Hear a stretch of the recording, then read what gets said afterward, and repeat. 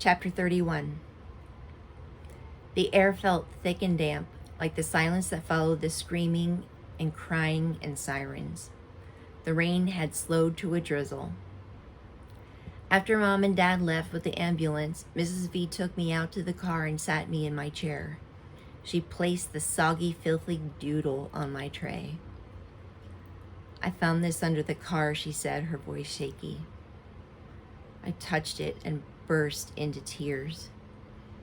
As she rolled me to her house, she said, "We're going to clean up Doodle and have him waiting for Penny when she comes home.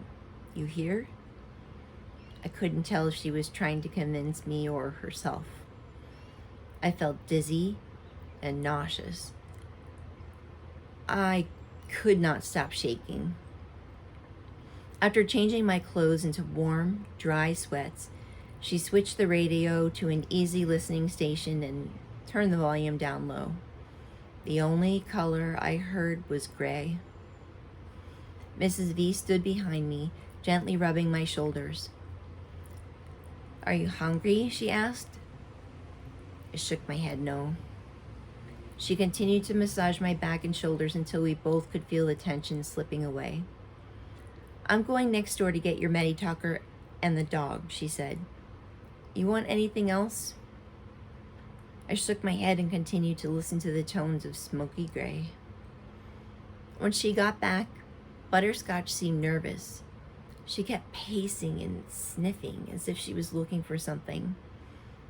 "I think she's looking for Penny," Mrs. V said. "Dogs know." She hooked up Elvira to my chair and switched it on, but there was nothing either of us could say. "It's not your fault, you know," she said finally. I shook my head forcefully. Mrs. V should know better than to say stuff just to make me feel better. "I mean it, Melody. It is not your fault." "Yes, it is," I replied on my talker. I turned the volume up loud. Mrs. V walked around to where I could see her, leaned down until her face was just inches from my own. "You did your best to warn your mother. You should be proud of yourself." "Not proud. Not enough," I typed. "Sometimes things happen that are beyond our control, Melody. You did everything right." The guilt bubbled up then. "I was mad at Penny," I typed, slower than usual. "Penny knows you love her," she said. Tears slid down my cheeks. "Made Mom take me to school." "So what? The fact that you insisted on going to school even after what happened to you yesterday shows you are a strong person, a better person than anyone else there. I'm proud of you for that." "Don't be. I'm sure Penny will be just fine," Mrs. V said then, but her voice said otherwise. For the first time I could remember, Mrs. V sounded unsure. "Will she die?" I had to know. "She was alive and breathing when the ambulance took her, so I'm going to believe that that's still the case. Toddlers are very resilient, you know." I had to know something else. "Her brain messed up?" I asked. I had seen enough television shows on brain trauma to know it was possible. My classmate Jill had been in a car accident. I couldn't bear to see Penny like that. Mrs. V answered thoughtfully and honestly. "I suppose it's possible, but I pray it's not the case." 2 broken kids, I typed. Just the idea almost made me gag. "That's not gonna happen, Melody." But Mrs. V's voice wavered. I heard it. I was still for a moment, then I typed. "It should have been me." "Huh? What do you mean?" "Nobody would miss me."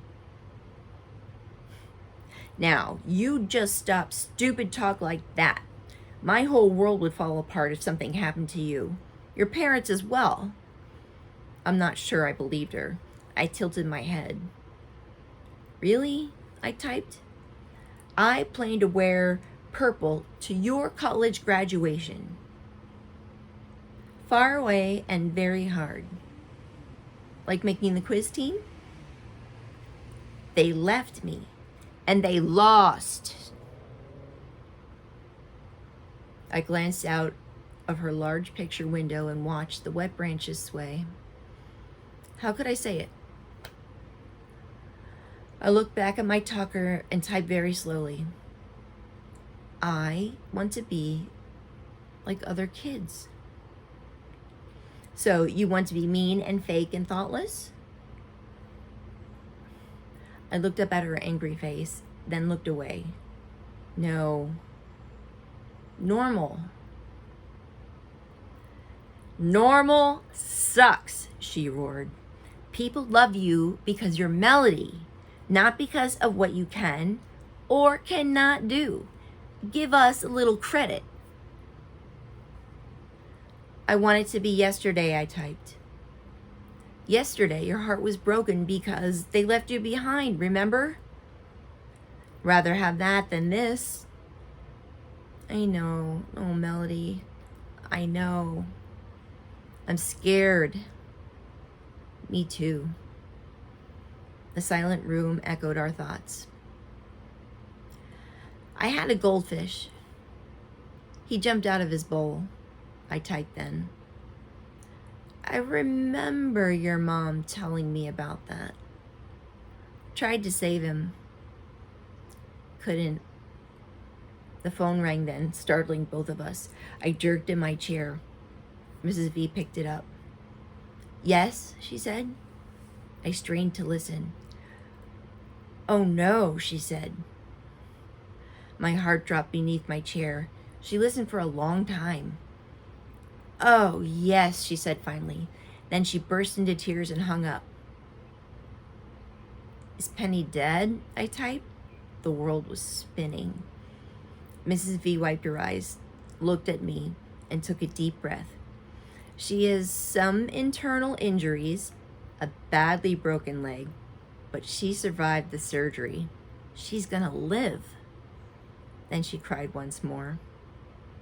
Normal doesn't suck at all.